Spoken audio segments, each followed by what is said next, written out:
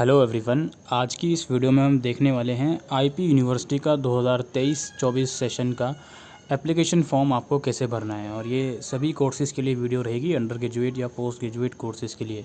तो as you all know कि admission जो होंगे आप लोगों के, वो इस बार आईपी यूनिवर्सिटी के कॉमन एंट्रेंस टेस्ट के थ्रू ही हो रहे हैं।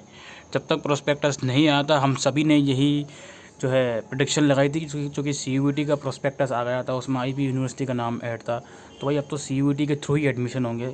लेकिन जब से प्रोस्पेक्टस रिलीज़ हुआ है, एक बात साफ क्लियर हो गई है कि पहले सीईटी के थ्रू ही सीट्स को फिलअप करा जाएगा।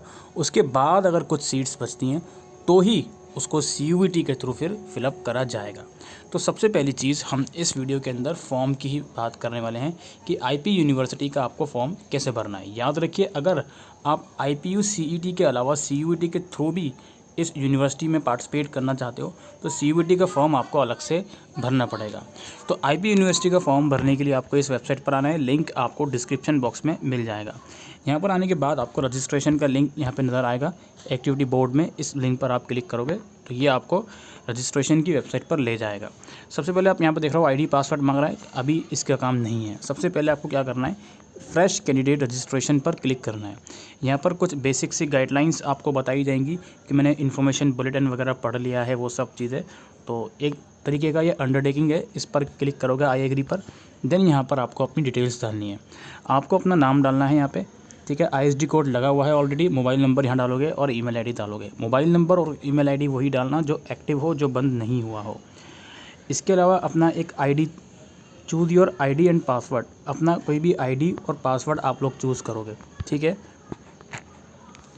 कोई भी आईडी अपने अकॉर्डिंग आप लोग बना लेना। यहाँ पे अगर आईडी बनाते हुए इसको एक्सेप्ट नहीं करता तो ये दिखाएगा कि आईडी बनाने की क्या गाइडलाइंस है। मैं आपको बता दूंगा अगर यहाँ पे इन्फॉर्मेशन रहेगी तो ये सब चीज़ें एंटर करने के बाद आप सबमिट ऑप्शन पे क्लिक करना। प्रेस करने के बाद ये दिखाएगा, ऊपर अपनी डिटेल एक बार चेक कर लीजिएगा। एडिट भी कर सकते हो अभी, अदरवाइज़ फाइनल सबमिट करेंगे।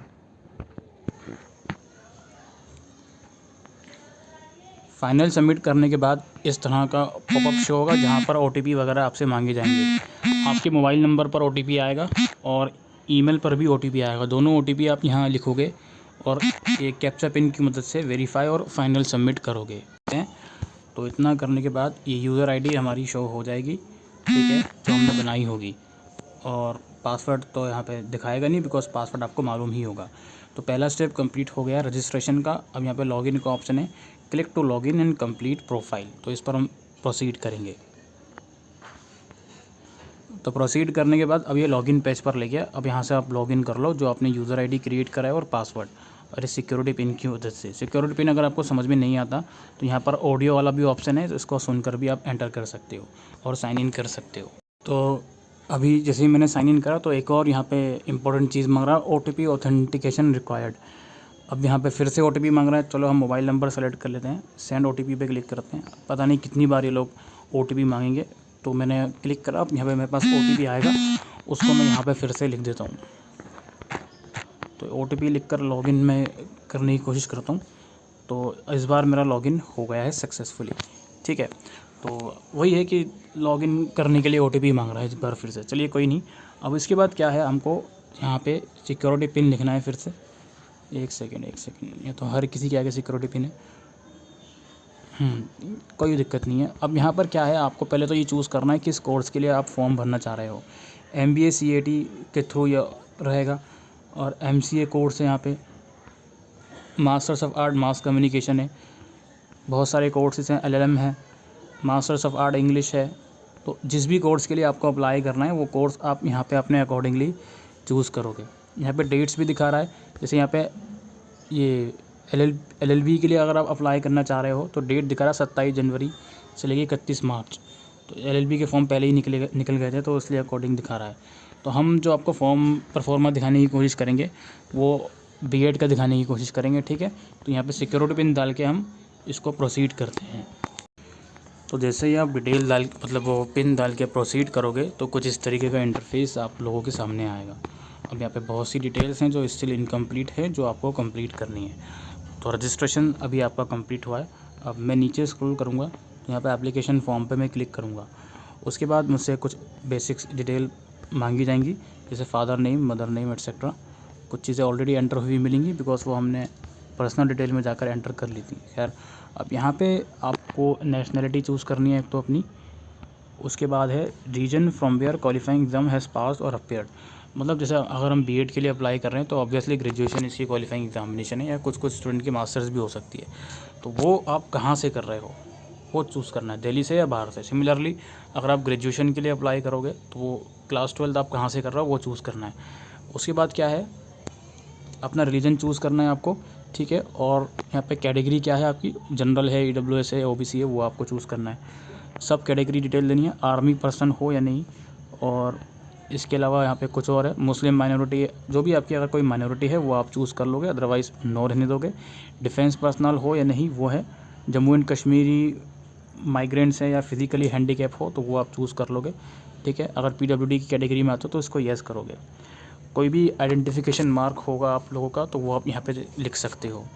इसके बाद बैंक अकाउंट डिटेल आपको प्रोवाइड करनी है। ये रिफ़ंड वगैरह का जो प्रोसीजर चलता है यूनिवर्सिटी में उसके लिए मांगी जाती है। तो ये यहाँ पे आप अपनी डिटेल्स प्रोवाइड कर सकते हो या अपने फैमिली में से किसी की भी डिटेल प्रोवाइड कर सकते हो। उसके बाद हम इसको सेव करेंगे। अगला जो डिटेल है उसमें क्लास 10 और इक्विवेलेंट मार्क्स डिटेल और qualifying exam detail as per eligibility criteria. तो अब यहाँ पे क्या है जी, हम जो चूज़ करके आए हैं बीएड कोर्स, तो उसकी एलिजिबिलिटी क्राइटेरिया भी यहाँ पे दिखा देगा हमको, तो वो डिटेल प्रोवाइड करनी है। और ऊपर क्या है जी, क्लास 10th और उसकी इक्विवेलेंट डिटेल प्रोवाइड करनी है। यहाँ पे 10th क्लास की डिटेल मांग रहा है, तो 10th में ऑब्वियसली पास्ड ही आएगा, हमारा पासिंग ईयर आएगा, रोल नंबर आएगा, क्वालिफाइंग बोर्ड आएगा, इंस्टीट्यूट का नाम और एड्रेस लिख देना। और रिज़ल्ट मोड क्या है आपका, 10th क्लास का सीजीपीए मोड था या परसेंटेज मोड था, जो भी है वो यहाँ पे आप लिख देना। परसेंटेज का ही ऑप्शन आ रहा है तो परसेंटेज में कन्वर्ट करके लिखने पड़ेंगे आपको मार्क्स, अगर आपके सीजीपीए में मार्क्स थे तो मैक्सिमम और प्लेन मार्क्स यहाँ पे लिख देना आप लोग। उसके बाद यहाँ पे परसेंटेज अपने आप ही कैलकुलेट कर लेगा वो। उसके बाद बारी आती है हमारी यहाँ पे क्वालिफाइंग एग्जामिनेशन की। तो यहाँ पे जो क्वालिफाइंग एग्जामिनेशन लिखी गई है, अब मैंने बीएड का फॉर्म भरा है तो उसमें ग्रेजुएशन भी वाले भी अप्लाई कर सकते हैं और मास्टर्स करी हुई है तो भी उसमें ऑप्शन रहता है ना। तो अब उसकी डिटेल प्रोवाइड कर देना। अब देखो यहाँ पे पहले तो पूछेगा पास हो या अपेयरिंग में हो। अगर अपेयरिंग में हो, फाइनल ईयर में हो तो अपेयरिंग डालोगे आप लोग, ठीक है। फाइनल ईयर में हो या फाइनल ईयर का बैक पेपर दे रहे हो, अपेयरिंग डालोगे, पासिंग ईयर डाल दोगे, रोल नंबर डाल दोगे और यूनिवर्सिटी का नाम, बोर्ड, ये सब चीज़ें आप लोग डाल दोगे। बोर्ड यूनिवर्सिटी में यहाँ पे भी एक मैं चीज़ बताना चाहता हूँ, हो सकता है आपका ड्रॉप डाउन लिस्ट में नाम ना हो तो उसमें देख लीजिएगा अदर का ऑप्शन रहता होगा, नीचे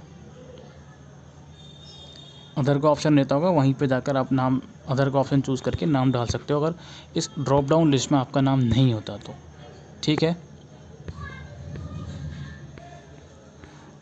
ठीक है, यहाँ देखिए एनी अदर पे क्लिक करोगे आप तो यहाँ पे नाम डालने का आपका ऑप्शन खुल जाएगा, ठीक है। तो उसके अकॉर्डिंगली आप लोग डाल देना। रिज़ल्ट मोड क्या है आपका वो डाल देना और इंस्टीट्यूट का फिर नाम, एड्रेस आप लोग डाल सकते हो। तो ये सब डिटेल डाल दो और ये सेव और नेक्स्ट पे क्लिक करो। अब यहाँ पे अगर आप पास हो चुके हो, ग्रेजुएशन आपकी पास है, तो फिर परसेंटेज में मार्क्स लिखने पड़ेंगे आपको अपने। अगर डीयू से ग्रेजुएशन करिए तो 9.5 से ग्रेड सीजीपीए को मल्टीप्लाई करते हो, परसेंटेज निकल जाती है और मैक्सिमम मार्क्स में 100 लिखते हो, ठीक है। बाकी आपके इंस्टीट्यूट के ऊपर डिपेंड करता है कि वो परसेंटेज किस तरीके से कैलकुलेट करते हैं। तो ये सब चीज़ें आप एंटर करके इसको प्रोसीड करोगे। उसके बाद अगला स्टेप दोस्तों है यहाँ पे एग्ज़ाम सेंटर का प्रेफरेंस देना है आपको। ये 3-4 प्रेफरेंस मांग रहे हैं। पहला हम दिल्ली एनसीआर का दे देते हैं और दिल्ली एनसीआर में तो हमका यही रहेगा। दूसरा प्रेफरेंस हम लोग ये अपना उत्तर प्रदेश का हम चेक करते हैं। इस तरीके से तीसरा प्रेफरेंस देके हम इसको प्रोसीड करते हैं। इसके बाद एग्ज़ाम सेंटर के बाद हमारा जो अगला स्टेप रहेगा वो कॉरस्पॉन्डेंस एड्रेस की डिटेल यहाँ पे प्रोवाइड कर दीजिएगा आप लोग।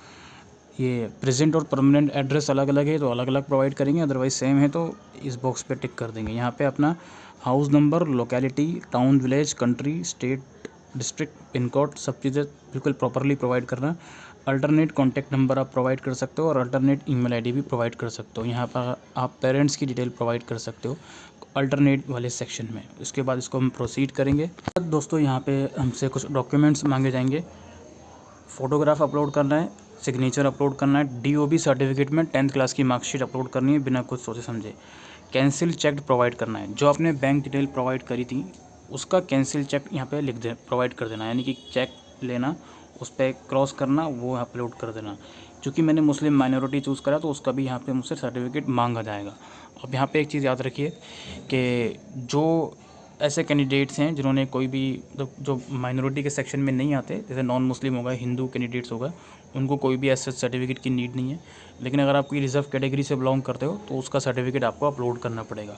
और रिज़र्व कैटेगरी का सर्टिफिकेट या जो भी कैटेगरी है उसका सर्टिफिकेट अपलोड करने से पहले प्रोस्पेक्टस इसका ज़रूर रीड करें। यह आपकी सोल रिस्पॉन्सिबिलिटी है कि डॉक्यूमेंट्स का क्या फॉर्मेट है, उसके लिए प्रोस्पेक्टस को आप एक बार ज़रूर से रीड आउट करें। तो इन सब चीज़ों को प्रोवाइड करेंगे आप लोग, और यहाँ पे जस्ट चूज़ फाइल पे क्लिक करके उसको अपलोड करोगे और प्रीव्यू एंड अपलोड बटन पे क्लिक करोगे। एंड अपलोड करने के बाद जो ऑटोमेटिकली एक पेज खुल जाएगा जहाँ पर आपकी सारी डिटेल्स शो करेगा जो आपने एंटर करी हैं।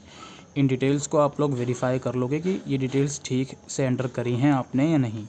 उसके बाद यहाँ पे नीचे स्क्रॉल करेंगे।